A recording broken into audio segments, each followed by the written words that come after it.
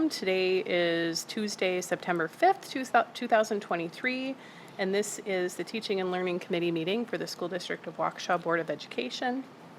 Welcome back to school, everyone. Hope everybody had a good first day of school, and welcome back and thank you to our staff and administrators who worked hard to make it all be a great day. We are going to start with verification that the meeting's been properly posted. Yes, it has. Thank you. And our first action item is approval of the teaching and learning minutes. Let me first comment by Ms. Kozlowski is excused this evening. She's not feeling well. Our first action item is approval of the teaching and learning minutes from the August 8th, 2023 meeting. So moved. Second. Thank you. Any questions or comments? Yeah, that's fine. All right, all in favor say aye. Aye. Any opposed? Passes 4-0. Thank you. All right, we will move on. We don't have any speakers this evening, so we'll move on to our next action item, which is approval of overnight field trip requests. I'm going to turn it over to Ms. Gennerman, and we've got some staff guests with us tonight. We do. So we have 3 overnight field trip requests for your consideration. The first 2 are for DECA. One is the state conference, and then the other is nationals. State conference would be in Lake Geneva in February, and the nationals would be in California, April 27th through May 1st. These would be for North, South, and West high schools. They have not qualified yet. This is just in preparation for that field trip, or that overnight field trip request. I can talk about the next one, or if you want to split them up. Why don't you go ahead, and then Okay. we'll see what questions folks have. Okay, sounds good. So with us tonight, we have Tom, who is here. He is here from North, representing for the Wind Ensemble. There's a trip to Nashville that would be an opportunity for our students. It is pending right now. Right now, we haven't qualified. There's no qualification for it, but he is bringing this forward. This one is not within the 12 months, but we wanted to still bring it forward as part of the opportunity for our students here. Jen, we had a little bit of time to just talk about some of the logistics around trips that require qualifications versus trips that are more enrichment type, maybe related to curriculum. And I know our policy is provides for longer, I think, within the spirit of some of those enrichment type activities. So where there's qualifications, obviously there's a performance standard, there's accomplishment that we want our students to be able to celebrate. And sometimes I think we don't even know about these things until we get well inside that window on our policy. So we'll get to that. Mm-hmm. But I sense in all of these cases, the costs are reasonable related to the event and the experience that the students are having.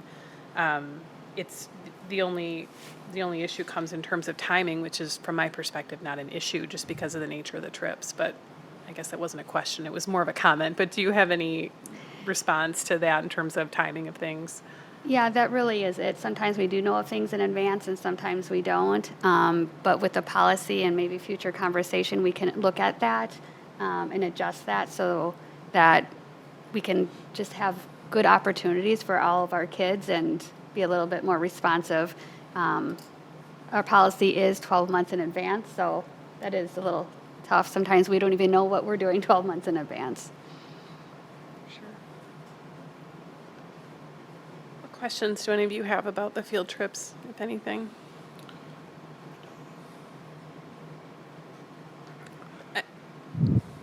Mark? No. I assume there's fundraising opportunities with all of these regardless. Yeah. I see Mr. Battersby shaking his head. Yeah. And you guys do a great job with fundraising, so. Okay job. I'll write a bigger check next time. Okay. All right. Any concerns? Okay. Well, why don't we just take them all as presented? Okay. Looking for a motion to approve the field trips presented tonight. Also move. Thank you. Second. Thank you. All in favor say aye. Aye. Any opposed? Passes 4-0. All right. Thank you. And Thank you for being here.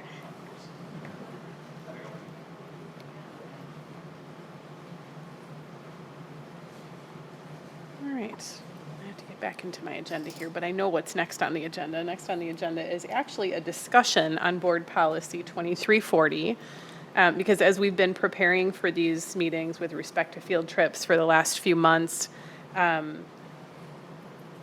I felt that there was an opportunity for us to revisit the policy in a way that would be less burdensome to the board and the administration, including the staff who are actually seeking approval for these field trips. So obviously there's certain things that in the spirit of just safety and fairness and access and all that, that we want to be respectful of.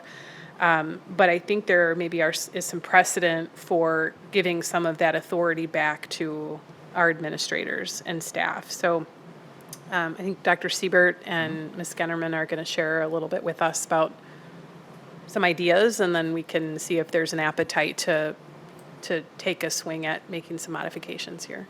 Sure. So thank you, Dr. Piasek. And as Dr. Piasek said, the three of us, Jen, myself, and Dr. Piasek, have talked about different ways that different districts approve trips of various natures. My past experience was very similar to the policies that I've shared with you here in the board docs. So we looked at an Oshkosh Neola policy, and we also looked at a Muskego, Norway Neola policy, along with some what we feel are pretty substantial and positive administrative guidelines that provide additional clarity. And in those examples, they delegate the authority to approving the trips to us administratively, and then working with Stacy, working with the nurses, working with all of those pieces to be able to make sure that kids have these opportunities, that they're affordable, and that they're approved in a manner that makes sense. And then ultimately, what these policies would allow us to do is for me, essentially in my superintendent's report or in another designated area on a full board meeting, to report out to you the trips that I had approved for that particular month. So it would take it out of your purview, if you will, if you were willing to consider that. Or it could be some kind of a hybrid model between what we have now, to have you have some ability to weigh in on those. In some experiences, it would be what I would call excursions or international travel would come before the board. We've made the decision a year ago or so that we weren't going to be doing international travel. So most of the things would be, exclusively the things would be in the country types of travel that administratively we would approve if we would adopt a policy similar to the ones that we shared with you. So basically what we wanted to do tonight was just have a high level overview and discussion to see if there was even any interest in that, because we can certainly continue down the route that we're going. We could look at the timelines and the dates within our current policy and see if something shortening those made more sense, or we could take a more drastic shift to an example like the policies that I shared with you, where they wouldn't come before the Teaching and Learning Committee at all, and you would get a report out of the things that were passed. So with that, maybe I'll just stop and see what kinds of thoughts you're having or what kinds of questions we could answer for you.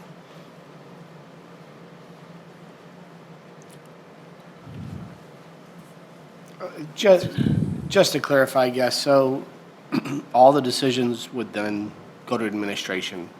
Mm-hmm. And if there was a reason to report something to us, it would be done, but I mean, the policy would remain in place the way it is currently, unless we change that, but. Correct.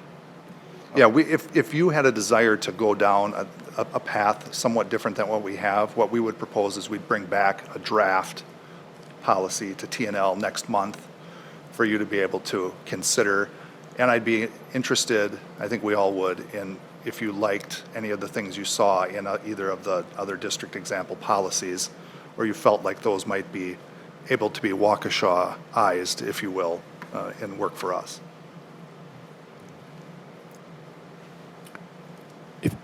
If you could just clarify, are you, when you say administration, is it going to be you, Dr. Siebert, or what level of administration? In the for past, approval? it was the Assistant Superintendent of Teaching and Learning. I think it would make more sense for it to come through me most likely, or the deputy superintendent. But I'm thinking probably I would take it, and then I would work directly with Stacy, even as because she has so much experience in the trips and understands the policy inside and out as it's currently written. She and I have had some discussion too about these other policies and ways that we could work through those. So, yeah, I think it would make sense for it to come right down to the superintendent's office. I think my thought on this, regardless, is I do think that we need to potentially revisit the policy as it's written, because what happens, at least what I've experienced since being on TNL, is that either there's a new staff member who maybe doesn't understand the timeline on things, or there's a cost threshold that, is it 250 or is it 325? And part of the reason of having this process is so that we've got the medical support and all the safety and, and process things in there that students are excused from class when it's appropriate. But I think it's unlikely that something's going to get recommended here to us and we're going to decline it unless it's falling so far outside of our academic expectations, which we have to ultimately hold administration accountable. And that's where I think the principals play a role. I mean, every field trip approval that comes through is signed by a principal. It's signed by the assistant superintendent of teaching and learning, and then it's signed by the chair of TNL. The TNL committee right now has the authority to approve the field trip, so it doesn't even make it to the full board. It's really kind of it's an unrequired step. So, in just looking for efficiency and to give some of that accountability where it may be better managed was kind of my thought that, and then there are things that, well, okay, it's 11 months and not 12 months. And so we're put in a position sometimes to say that we're going to make an exception to policy, and the more we make exception to policy, just kind of dilutes the benefit of the policy, which is also not required by statute. So I'm just trying to kind of, move things where they're best handled, is what I'm thinking. Yeah, I mean, that makes sense to me, and I'm certainly open to that. I just needed clarification on what level of administration you were thinking, so that. Sure. Looking at the different policies that Dr. Siebert provided as examples, they do it a little bit differently, but They do. it does appear that the superintendent ultimately has the authority. And I think if we were to revise, we could certainly look at some threshold criteria if we wanted to say, if something gets over a certain cost, or if something's happening that, it's going to be a week away from school, or, something to that effect, that maybe there's some checks and balances there. But I think for the most part, I haven't seen anything come through other than I know when we were going through a lot of the quarantine related situations with the international trips were just, far too complicated. Go ahead. To that point, I mean, we did run into some of that obviously with COVID. But we also, I think we had a trip to Hawaii where we had the same problem. So, one thing that I, reading through the policies was, it really isn't addressed here how those situations might be handled in the future. I don't know what to level it should be addressed, but I know it created a lot of issues for, families that were planning to go and for students when they arrived, with different things going on. So, especially with quarantines and vaccinations and all of this. It's not really something that we can, just because our policy says something doesn't mean someone's going to be included if someone else says they're not, meaning they can't travel. But I think there should be something that we have in the policy that I don't know if it's warn is the correct word, where something could arise, where something may happen, where they may not be able to go because of their choices. Sure. And I don't know if that can be addressed here, but I think it should be something internal that is understood by, those raising money to go, the possibility that should something arise, they may be in a situation where they either have to make a decision where they don't go, or they may be out money of going. I don't know that that will be such a problem within the states, but it could be, so. So it's a very fair point, yes.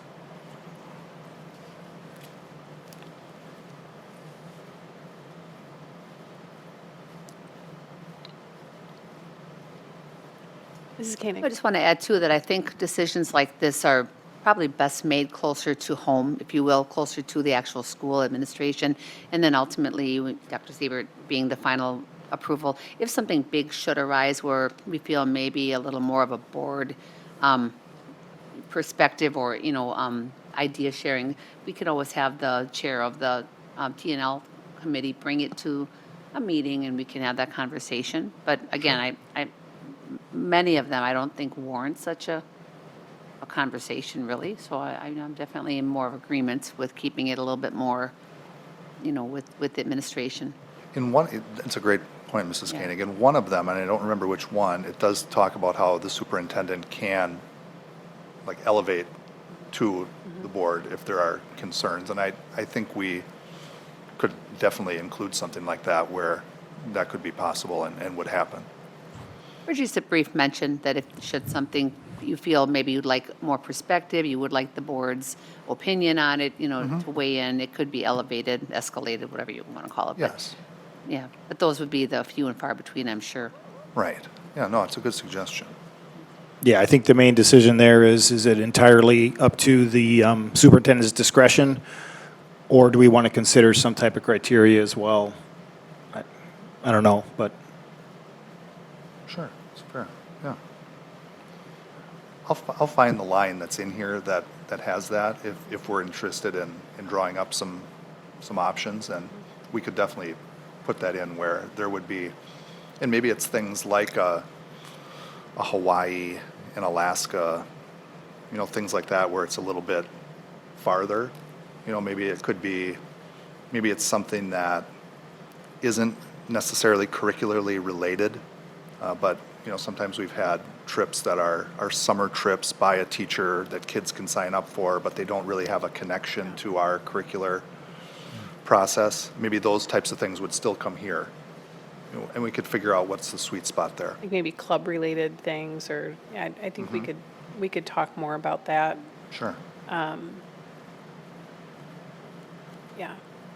yeah, I'm thinking those same types of issues, or if it's complicated traveling arrangements for whatever reasons, whether that's to a state like Hawaii or during difficult times or whatever it might be. And that might be an opportunity too, where we could say, under certain circumstances, we just pull that authority back at some, the intent of discussing tonight was just to see if there's an appetite to kind of work up something a little bit different, but. I think so. I see our staff members come into this meeting often, and I'm like, oh, geez, they get only so many hours at home. They should be home. And I appreciate that they come to represent the students and their interests, but it just seems like a lot of time and effort that we're putting in to do what we were probably going to do anyway. Yeah, I agree, and I think that's an important consideration. Yeah. I would agree. It seems like a formality, and is it truly necessary? For most trips, I kind of wonder, the same thing. Is it necessary? Is it just kind of like I said, a formality because it says we have to? Do we really need to do that? Sure. Good point. Any other thoughts? So, there's no action tonight, but what I'm hearing is that there's an appetite to revisit some recommendations. Yes. And we could add that to next month's agenda as a possible action. Right. So you're talking about policy revision? Yeah. Would you like it for action next month, or would you like it for discussion and then action in November? Either or, whatever you're comfortable with. It's not an urgent topic, so I think we could just take it for discussion and Sure. follow along with that. Yeah, that might make I think we're sense. doing okay with where we are. It's just, I think it's an opportunity. Sure. So I don't think there's any reason to rush it. All right. Well, thank you. Just a chance to streamline things, you know. Yes. I agree with that. All right. Great. Thank you. Thank you for that. All right, we're moving on to our content areas, and we're going to talk a lot about science tonight. So I know we have our science team with us. And as they come up, I was just going to do a quick introduction. So Erica Yaus will be here. She's here tonight. But we also have Laura Ryan, who is our new secondary director of teaching and learning for 912. So she'll be joining us for future board meetings as well. Welcome, Laura. It's good to have you, and welcome back, Erica. It's good to see you. Thank you. So I have 3 separate presentations. The first one, I'll kind of go through all the steps, but the other 2 will be almost identical, so we'll kind of skip through those slides as we get through. So the first one is going to be the adoption of a new biology textbook curriculum for our 3 high schools. Our team members for this process were a teacher, 2 teachers from West and a teacher from North. South had a complete changeover of biology teachers, so they were not part of that process, but they are now part of it. So this will be for both biology and honors biology, which is a required course for our graduation. Traditionally, it's a 9th grade student course, but our accelerated students do have the option of taking it in 8th grade. The difference between biology and honors biology is not very explicit currently in our curriculum. Same with chemistry versus honors chemistry, but that will be part of the process as we move forward with the curricular redesign, is being very explicit in what the differences are between regular or grade level biology and honors biology.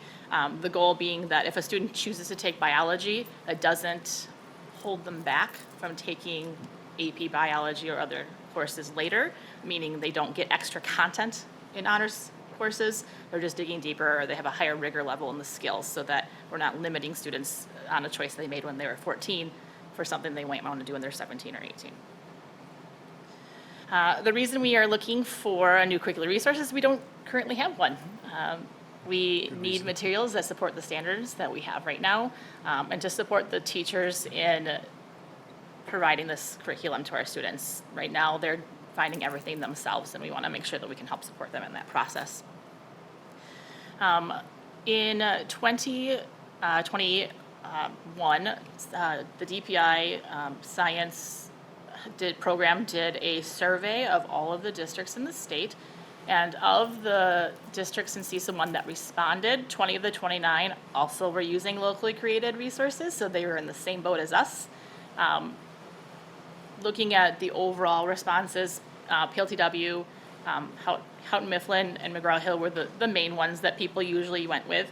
Of the few closest ones around us, New Berlin, Pewaukee, and Muskego, they all use some programs that are based on the standards from a few years ago, not the ones that we're currently using, more of the traditional style resources. So our process was last year, as you remember, I came to you to go through, we spent a whole lot of time looking at research and data and figuring out what is best practice in science education. And then we went through about 10 different resources as a team and figured out, using the EQUIP rubric, what resources would best meet the needs of our students to get them to where they need to be when they leave our program. So the 2 we looked at and thought were the best, and we're looking for a pilot, would be Biology Dimensions through HMH and Inspire Biology through McGraw-Hill. The main things that we thought were really important from these were they were phenomenological. They start with this science event or science experience that the students then engage in, and then they learn about more through that. It's 3-dimensional, meaning that they're doing skills, content, and cross-cutting concepts simultaneously. They follow a storyline concept, and they're offered in Spanish language for our dual language or students who are ESL. And we made sure that they all met or exceeded the EQUIP rubric standards. So they were provided for you in the packet, but the EQUIP rubric is created based on the National Science Foundation, and it evaluates if a resource meets the NGSS standards. DPI also recommends that we use that to evaluate resources. So our pilot process that we're looking for would be starting pretty soon, mid-September through mid-November. There is for sure one representative from every building piloting this, including the middle schools that teach biology. But most of the teachers are actually engaging in the pilot. They co-plan together, and it made most sense for them to engage in that process collectively. And we're also ensuring that our dual language teachers are part of this process to make sure that the academic Spanish that is supposed to be there is actually there for them. The goal is to use Unit 1 from Biology Dimensions, which is their living systems unit, and then Inspire Biology, which is Unit 2 for ecology. So that is the plan for biology. Is there any questions for that?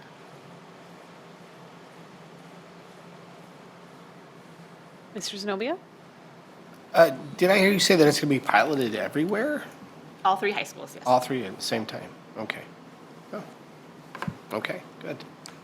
And the middle schools where the And eighth yes, graders? at Butler and Les Paul, where they teach biology face-to-face, they will be piloting it as well. Okay. Okay.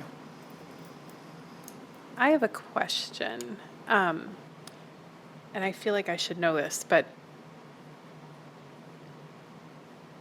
we'll probably get to this when we get to physics. So biology and chemistry in high school can be taken standard or honors. Correct. And then there's also an AP option. So AP is taken after taking one of those courses. So the general recommendations that you take a biology and a chemistry before you engage in an AP science course. Physics is the anomaly to that, where we allow students to take AP Physics 1 in replacement of physics for our graduation requirement. Okay. It will come back to physics, because Yeah. there might be a math requirement or something for that too. I don't know, but maybe not.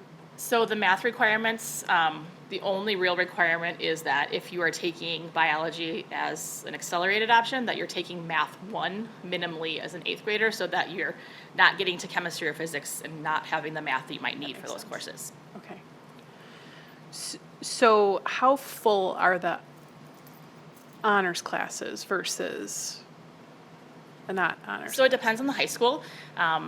Honors biology does not run often, but that tends to be because the students who would traditionally take honors biology are already taking it in 8th grade. So the numbers tend to be lower for enrollment, so the courses don't typically run at the high schools. For chemistry, it's different at all 3 high schools. West has a significantly higher number of students in honors chemistry. Not necessarily because the students have that ability, it's just that's kind of how the enrollment has happened and how parents and families decide that choice for their students versus South and North, who have slightly lower numbers. And so the resource that we're looking at would serve both? Correct. And it would just be different pace, more depth, potentially more labs, depending on? Yeah, the goal would be that with our science skills, that they go to a higher level of rigor in the skills in the processing. So if they're doing analyzing data, we expect them to extrapolate and interpolate data at a different level than a student who is in the grade level course. Okay. Thank you, that's helpful. And we're really looking at it from the perspective of, is the honors track for chemistry and biology being utilized? And I would think for the kids that are pursuing maybe that AP track, that might be appealing to them, especially pre-med or other types of biological sciences. And so just ensuring that they're not redundant, but that's very helpful. Thank you. Any other questions? Mark? Yes. So did you say the 2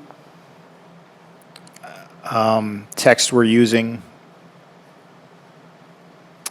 are based on, did you say the newer AP standards, but the 3 that you sort of benchmark with the other schools were not? So they are NGSS, they're considered NGSS aligned, the other ones as well. They just follow a more traditional approach to teaching those standards as opposed to what is considered best practice now. Okay. Anything else? I was going to ask, I noticed in the very beginning you had mentioned the neighboring district comparisons. Of the districts that use some of the resources, have we had any kind of data, or what's the feedback? From the resources in the other districts? Right, the ones that you're looking at that other districts may be using? Yes, so the people that this, the casual data that we have collected from others has been pretty positive, especially the programs that we're looking for biology and chemistry, because you'll notice they're the same program, mostly because they spiral really well together and they kind of connect. That's been their main appreciation. And they've noticed, a very solid foundation when it comes to those tests that Yes. the kids take. They Yeah, feel and that it's hard to tell because I don't have their actual data, but they didn't notice any decline or change in data negatively.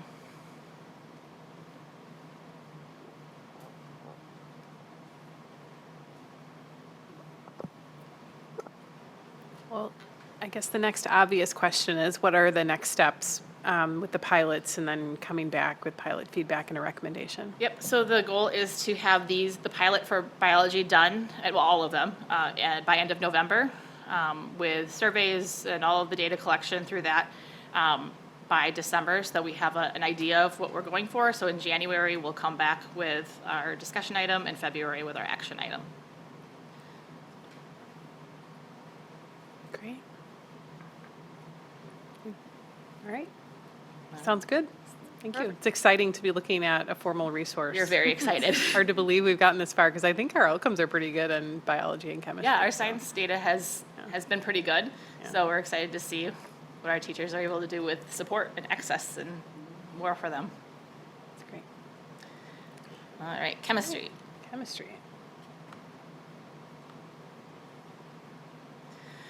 So our science team for chemistry, 2 teachers from West, 1 from South, 1 from North, for helping make this decision for what resources we would like to go through for piloting. And again, it's going to be similar to biology and how many we bring in. So chemistry and honors chemistry, again, are part of the required course sequence. It's a 10th grade course unless it's an accelerated 9th grade student. And the same thing for honors versus grade level chemistry, going deeper into the science practice skills, maybe a little bit deeper into the content, but again, not restricting a student who does not take honors. Same rationale. And again, when we're looking at neighboring districts, Pearson and Prentice Hall were the ones that were the closest to us, but again, almost every district by us did not have any resource whatsoever to even compare to. So for chemistry, they are looking actually at the same program sequence, chemistry dimensions through HMH and Inspire Chemistry through McGraw-Hill. Same benefits. The only one we struggled was finding a Spanish language for a second resource. Inspire does come in Spanish, but the chemistry dimensions through HMH does not come in Spanish. However, we felt because it did meet or exceed the equipped standards and the other resources were not able to do that, we felt this was still the best second option for a pilot, and we really wanted to look into it, knowing we might have to make other considerations with that language issue. The pilot process for them is they would love to start almost immediately with the Inspire chemistry unit. They'll be looking at properties and changes, and then moving into the chemistry dimensions, which is unit 2 with the periodic table patterns. With the goal being about end of October, they would be finishing up with those units. Same as biology, they're going to have a dual language teacher.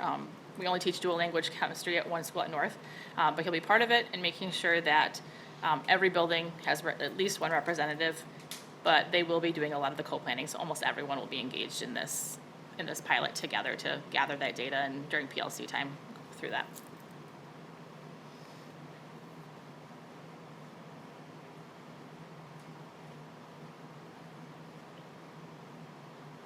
Think about chemistry. Anthony? So in piloting these resources with all 3, and I guess maybe this is something to hold until physics, but is there any advantage to going with one versus the other for all 3 resources? I mean, have we thought of it in those terms? I mean, I don't know if it looks to me like Inspire is for all 3 biology, chemistry, and physics, correct? That is one that they all chose, correct? Okay, and so for biology, chemistry, and I don't know that the HMH is also physics, but, you know, we want to pick the best resource. I'm just curious if there's any advantage to looking at everything as a, you know, as far as continuity for the student or price or whatever.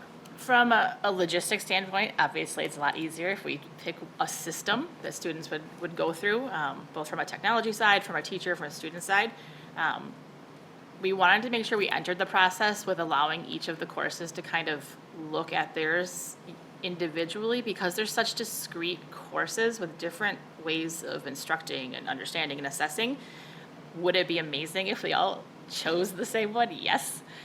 But I don't want them to feel like that is more important than picking one that's best for their class. Okay.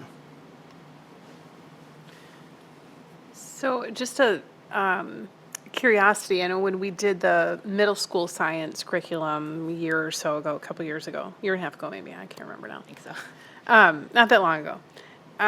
What was really cool about that curriculum is it had supply resources and like kits and packages and stuff that we could get. Are we just simply looking at textbooks here, or are these systems including lab kits and resources and things that kind of come along to support the text? They do not include the physical resources. It does include like the digital resources of the quizzes, the practicing, the interactive notebooking that's digital, that's part of it, the teacher feedback systems, that's all part of it, but the actual physical kits are not. And that's pretty typical from a high school standpoint. K-8, many schools are just not equipped with a lab, so they provide kits. In high school, you don't usually see that. So they don't even make them? No, I have not seen any, no. Okay. Okay.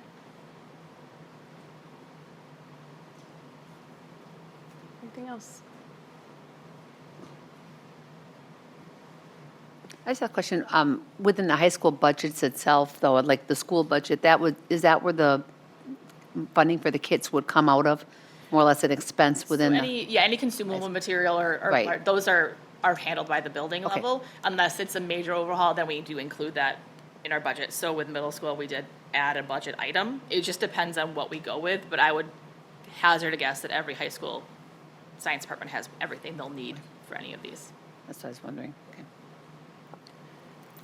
Well, and I'm guessing, depending on the textbook, which is one piece of the equation, there's also going to be some collaboration and discussion about what types of labs are included and which are the essential things and which are kind of the nice to have things. And I know some of the dissection things and even some of the chemistry related things can be more expensive, but they're sensational learning opportunities. Yes. So I'm assuming that's also part of the conversation then Yeah. is, okay, we're going to have this text and then we're going to complement it with these labs that are. Yeah, so gonna that be will consistent. be all of February through August, where we come up with the curricular maps and what are our common assessments and what are our common experiences and what do we want all students to have access to. Many of these curricular resources have those labs built in, but we also know there are amazing things that might not be part of that teachers have and can build and can create. So that's the real work that's coming after we choose our curricular resource.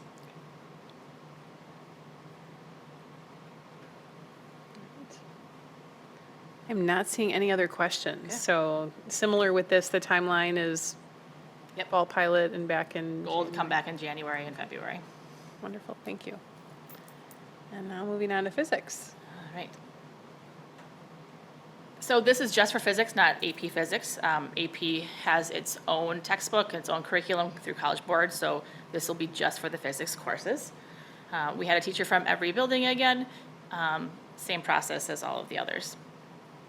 So physics is traditionally an 11th grade course, unless it's an accelerated 10th grade student, and is required for graduation unless they take AP Physics 1. Same rationale, and same program. We actually looked at conceptual physics as one of our 10 that we looked through. It just didn't meet the standards that we needed, especially with a Spanish language.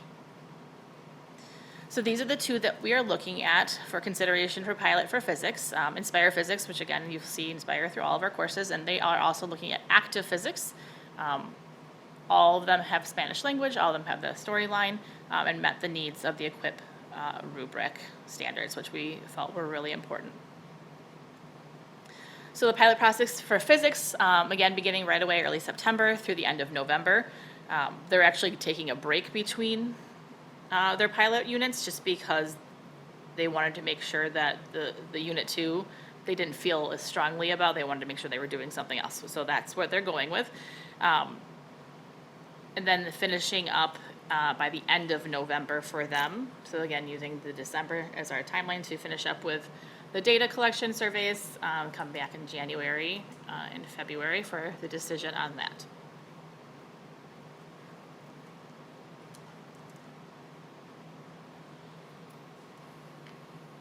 Any questions?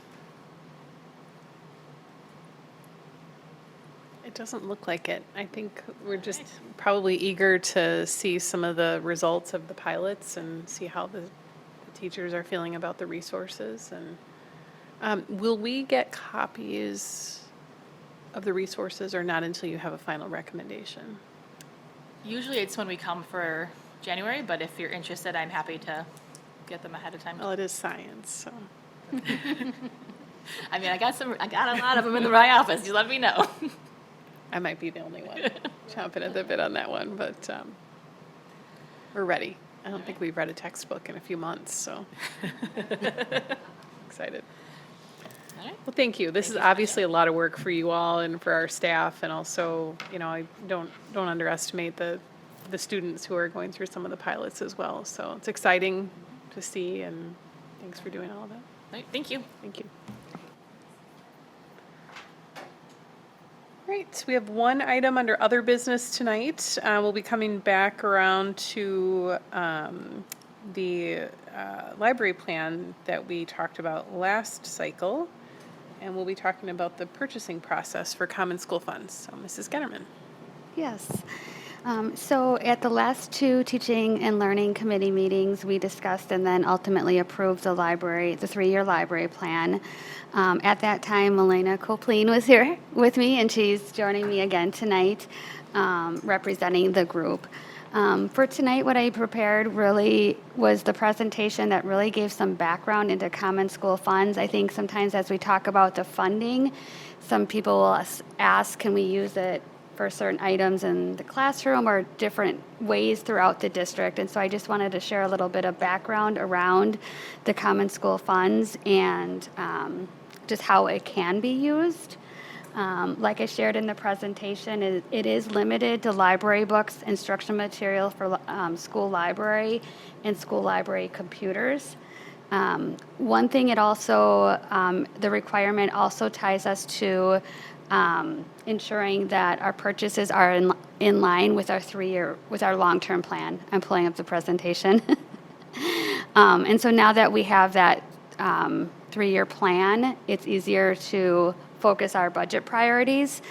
In part of the 3-year plan, what we did is we prioritized some of our funding for that annual device replacement plan. And so that would be a priority so that as each librarian works with all of our schools, that we're creating this annual replacement plan for technology devices rather than one-off purchases throughout all of our schools. One of the things the team stressed to me a lot was just that make sure that our students are having similar experiences with checking out and just, perusing materials. So that is going to be, that is part of the plan as far as the budgetary priorities. An additional part of the plan is our Spanish text at the middle school level. Last year we brought on board Josh, who came as a dual language teacher and has been able to support our team in the area of dual language and making sure that looking at all of our libraries related to text in Spanish as well as English. So in looking at that, the team felt that the middle school was a priority area to ensure that we have more funds funneled to purchasing that type of text. There is limited rich literature in Spanish, but I think we can all agree that we can overall do a better job of finding those that are really good and making sure that each of our middle schools have those texts available for our students. The plan, as it rolls over to the following year, the plan would be to prioritize text in Spanish for the high school level. And then we can revisit that annually with the plan. One thing that I included in the presentation, I'll just bring it up here, is the amount of funds throughout this over time. And I think this was a question that we maybe talked about briefly, but the funds have increased over time. And so as a team, we've really thought about how are we prioritizing those funds and worked some of that into our 3-year plan. So here you can see that the library aid funding over time. There was a time where there was additional funds due to COVID that were provided.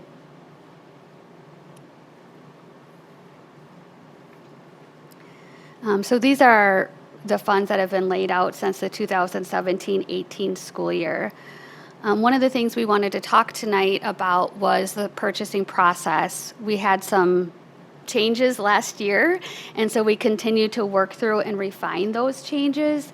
Last year at one point, Ms. Landish was reviewing each purchasing order and processing that, approving that in Skyward prior to it being moved along in that purchasing process. As a team, I think it was a struggle because it was a little time bound. So now tonight we wanted to just bring forward, as far as our purchasing approval process, we're continue to refine and adjust as we move forward. But ultimately, all of the funds that we use, we do have those restrictions and we do follow the policy around the selection of instructional materials and equipment. This year, we talked a lot about our library group collaborating prior to an order. So in the past, Milena had most of the elementary schools, but we now have staffing assigned so that we have a secondary team and an elementary team. So that's going to allow our team to come together and talk about like the middle school text that they're looking at, or digital or in print text. So that would be an enhancement that we'd like to move forward with. And then with our ordering, what we'd like to do and what we're proposing is that we move to quarterly ordering, but still finding a balance to ensure that the students have the text that they need. Sometimes, depending on the lesson in the classroom or the student's interest, it's really quick to get a book in certain places versus the team sitting down and looking at a big, long list of text. So we want to create that balance, but overall just opening up the conversation to do more of a quarterly ordering and having the team review that as a library team prior to it being approved. And then ultimately a small team of myself and other administrators coming together to review the large orders that are being put through, much like Ms. Landish was doing. But if we're doing it on a quarterly basis, then we felt that could be doable and also meet the needs of our students as well.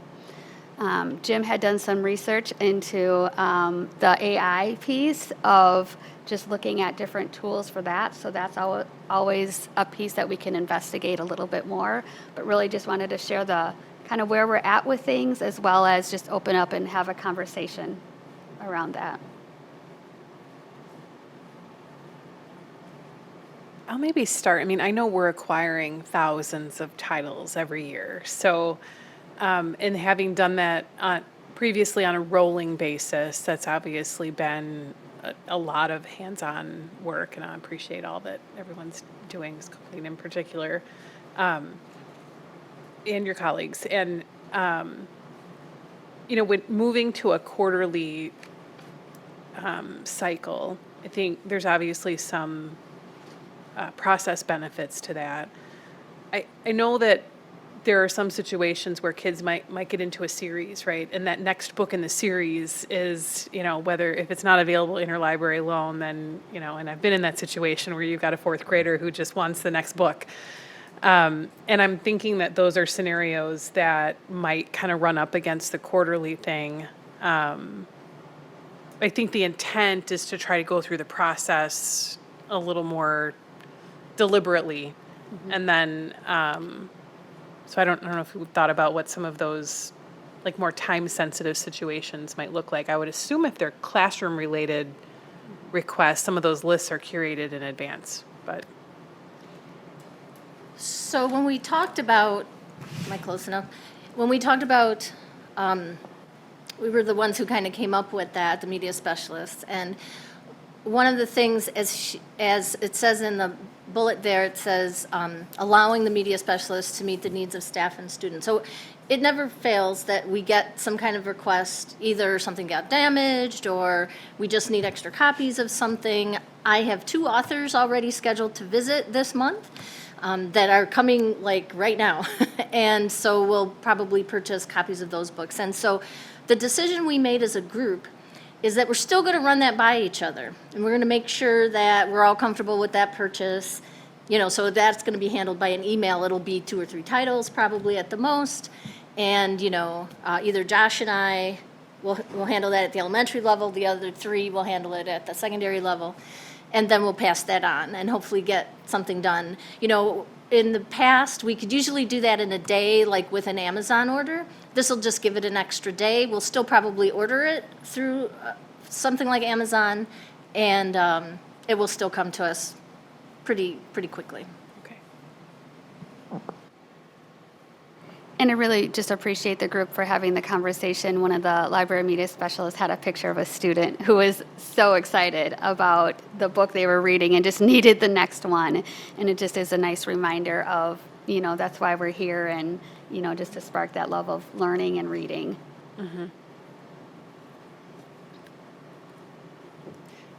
Ms. Koenig.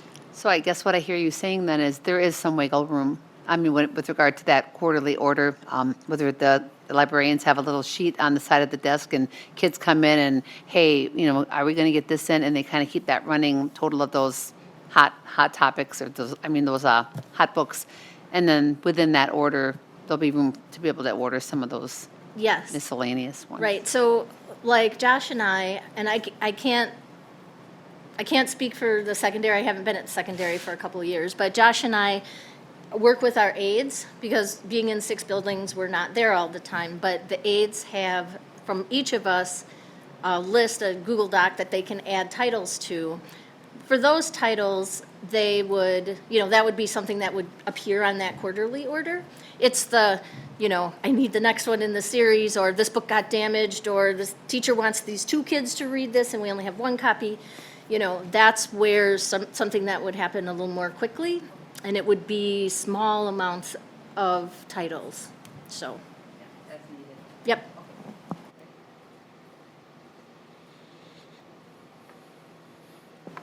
Mr. Zenobia.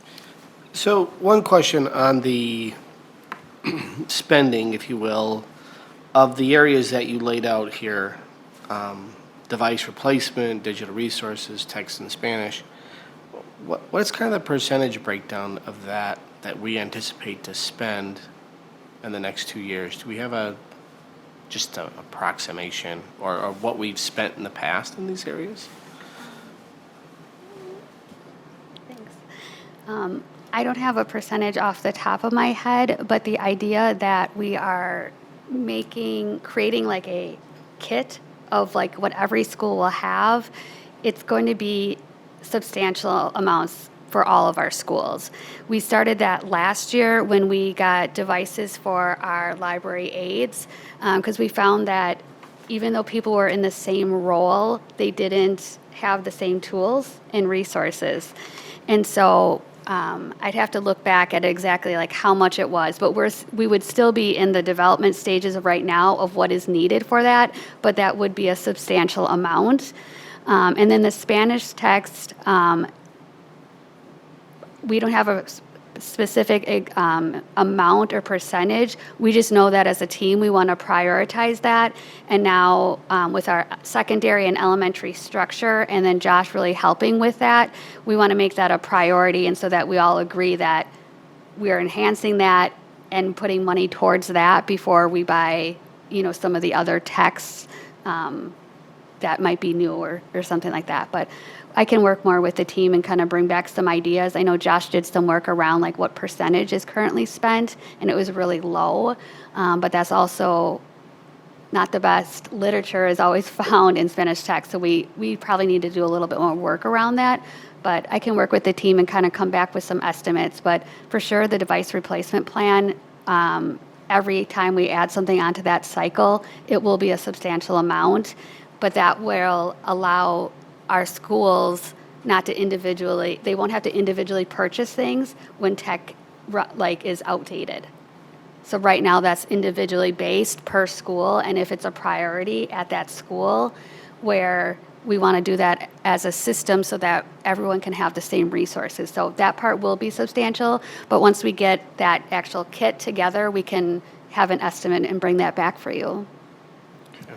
Can I add to that? I mean, the conversations we had before, in the meetings before school started, we were kind of looking through and saying, okay, what do we want at a high school? What do we want at a middle school? What do we want in elementary school? So we have an idea of what we want in each place and how that will look. And so now we have to go back and get the final numbers and put that together. So it's why it's not done yet. We're just starting the work on that. Mm-hmm. As far as the Spanish goes, like Jen said, there's the problem with Spanish is it's hard to find. It's an Easter egg hunt. And so to say that we're going to have $10,000 or whatever is very difficult. Josh has just been on with us just for 1 year, and his focus was in elementary, and now we're expanding his focus. So he's got more work to do before we can kind of assess that. We may be able at some point to kind of predict that a little bit as we start to know the market a little bit better. We haven't had a bilingual person in a long time that helps us with this, so it's really good to have that person on staff who will help us just understand that market much better.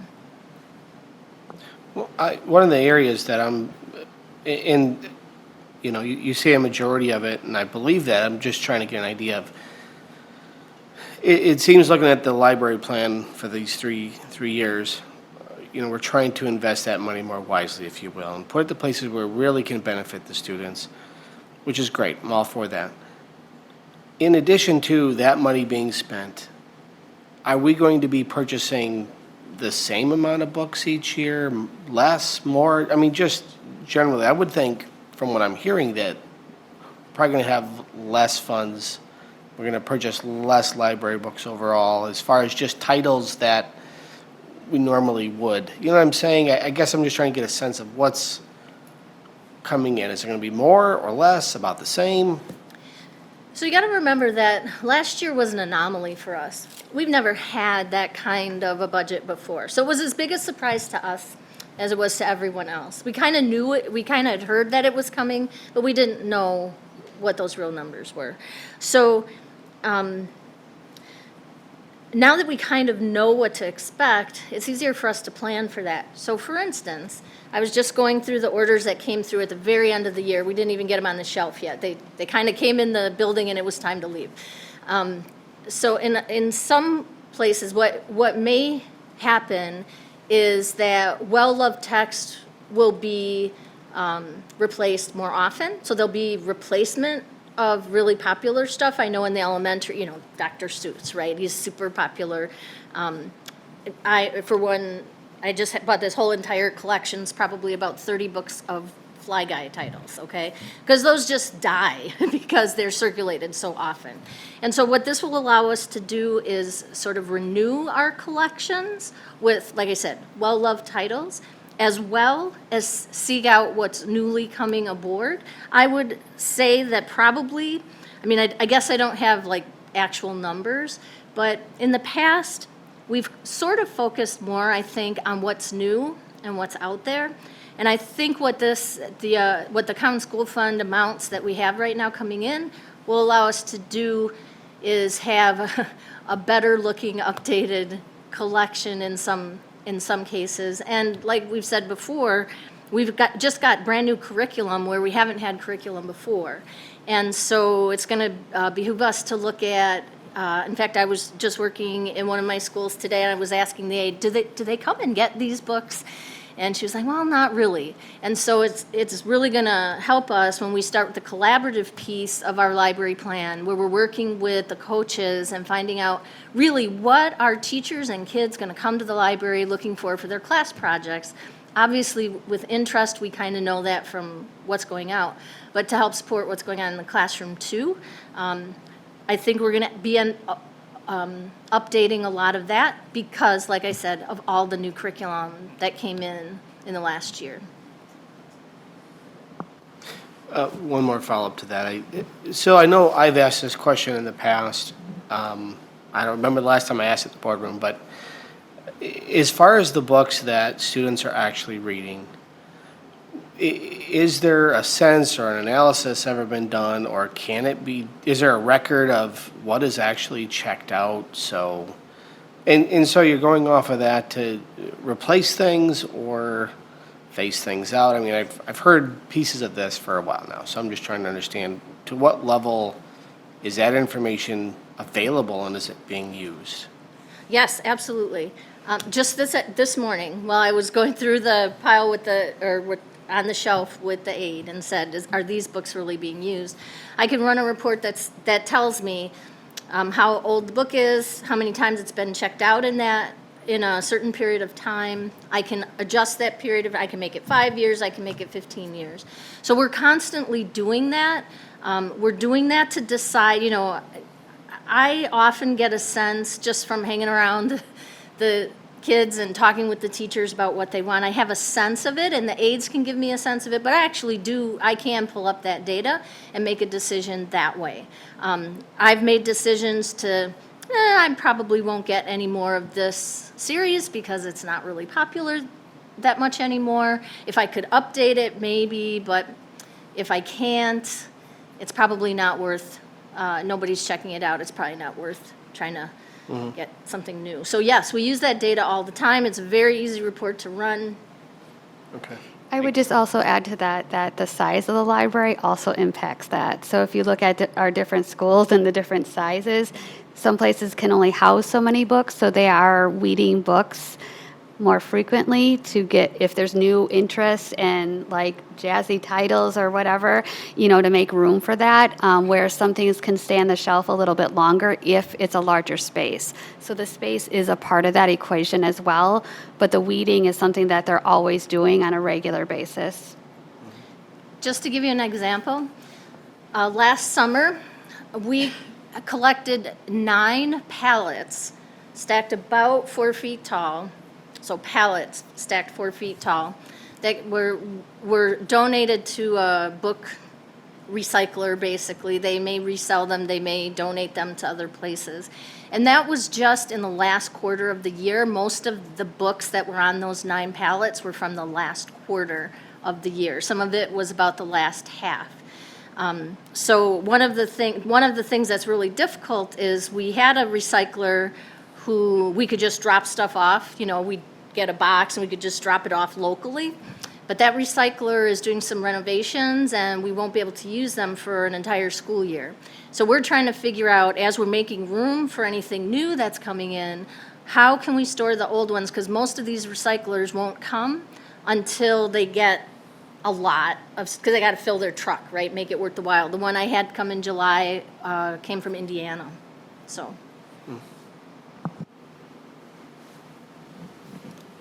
Anything else? Anybody else? Just out of curiosity, I think we talked a little bit about like the physical books and the digital books, and I know we have those resources available.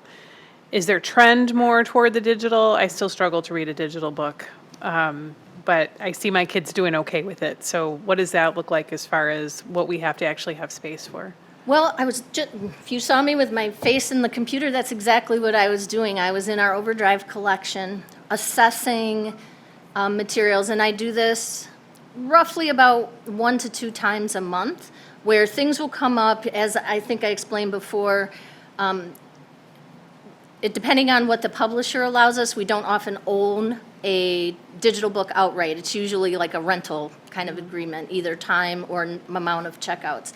So part of what I do in support of our ebooks is decide what is staying and what is going. What's really interesting is stuff that's not going out on the shelves goes out in ebooks. And I think the reason for that is they update faster. If a new cover art came out or something, that gets updated, and so they look prettier on the screen. The other thing is that our staff got pretty used to, especially at the elementary level, using, I just lost it. Sora? No, Sora's, I can't think of it. Anyway, when that resource went away, they really only had Sora. And so, so we had our usage go way, way up. So I think that our kids are used to being able to see things quicker digitally. Those readers who just read everything, they put everything on hold, it'll come back to them. There's a lot of audio there. And there's read-alongs for our primary collection. So there's a lot of classes utilizing those things where they're, a voice is reading to them, or they read and they see the words highlighted in the text for the primary kids. So with those different types of books, I do think we have a lot. And like I said, I'm always surprised at stuff that I'm weeding in the real collection, the physical collection, that's just flying off the shelves in the digital collection. So I think it just depends on what they have access to and what they see. But what we're seeing is, what I can say, especially in the elementary, is we're seeing kids using those collections, and especially like in the elementary grades, they come to the library once a week, which is great if you got 3 chapter books. That's going to hold you for a while. But when you get 2 picture books, that's like for some people, that's a night, And so they have access to more and more titles, and I think parents appreciate that too, if they're a person who's going through a lot of texts. So, Thank you. Any other questions? I would just add, with our library plan, our plan is to come back, at the end of, closer to the end of the school year, and just really updating on kind of what we've done, how's it gone, and we can give some more detail of, the spending along the way. But then what we can do is edit and look at the next year plan and maybe adjust. Like the idea of the middle school Spanish text is going to be a good time for us to stop and pause and reflect, where's our high school at? Like, depending on what we learned this year, are we ready for that? Or maybe we need more time with the middle school. I'm not sure. But the whole idea would be that we can come back, reflect on what we've done so far, and adjust for the next year's plan, and just continue that alignment and strengthening of our spending with our common school funds, with our curriculum, as well as our technology and the hard copies, as well as digital text. But it's a lot to put all together. And I would just add, Jen, if there's any updates that you can pass along to as you go through this quarterly process and have some experience now that we're back in the swing of things, sharing that through the board update or, whatever I think it would be appreciated by the whole board, just to kind of see how that new process is going. I did have one more just clarifying question. With that increase in the common school funds, how does that come in? Do we have to actually make a request for that, or does it actually come through in advance? I miss Sherry Stack because she had it knew under the control, yeah. common school fund in and out. Yeah. So, but no, I do think it's sent to us. It usually wasn't sent to us until later in the year. So we'd budget for it, but the money wouldn't actually show up in the district until later in the year. I do know that the final numbers used to come to us in February. We're anticipating that they'll actually show up in November, and that the actual funds will show up earlier in the year too. That's what we've heard from the DPI. So to my knowledge, though, they just cut us a check and send it in. Yeah. Okay. Thank you. I appreciate the update. Thank you very much, and thanks for kind of reimagining the process and trying to simplify things a little bit for all of us. Thank you. Thank you.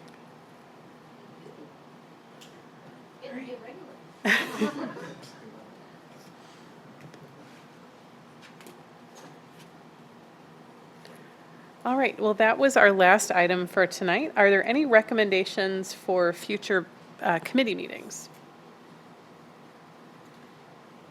All right.